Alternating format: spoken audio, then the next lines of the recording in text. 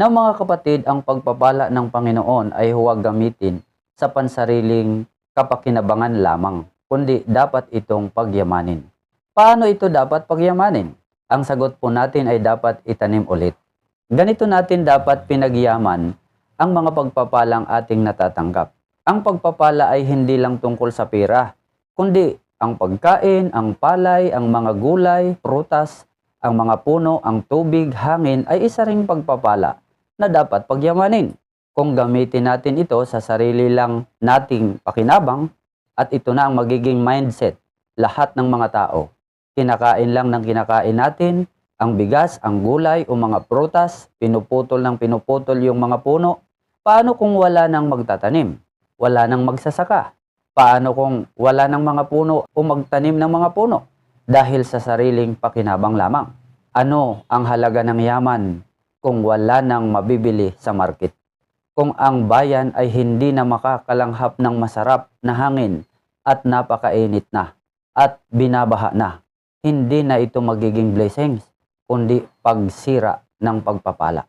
Upang ang pagpapala ay dadaloy sa lahat ng bawat may buhay at maging sa ating bayan, dapat itong pagyamanin. Punduhan ang magsasaka, tumulong sa mga dapat tulungan, tulungan ang mga kapos na mga mag-aaral, lagyan ng mga tulay ang mga nahihirapang makatawid.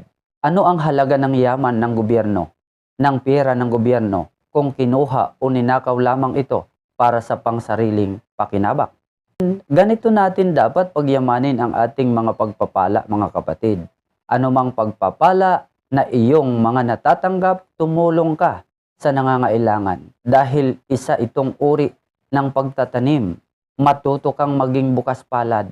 Hayaan mong maging blessings ka rin sa iba. At kapag ginawa mo ang ganitong principle sa giving, mas lalo ka pang hahabulin ng maraming pagpapala.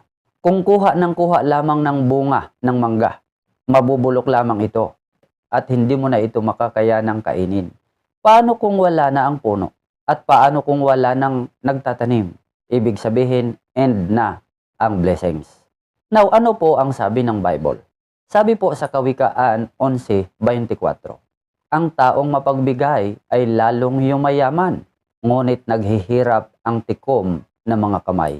Sabi din po sa 2 Korinto 9:10, ang Diyos na nagbibigay ng binhing itatanim at tinapay na makakain, ang siya ring magbibigay sa inyo ng binhi at magpapalago nito upang magbunga ng sagana ang inyong kabutihang loob.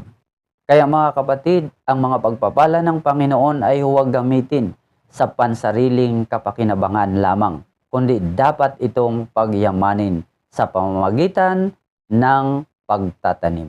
God bless everyone!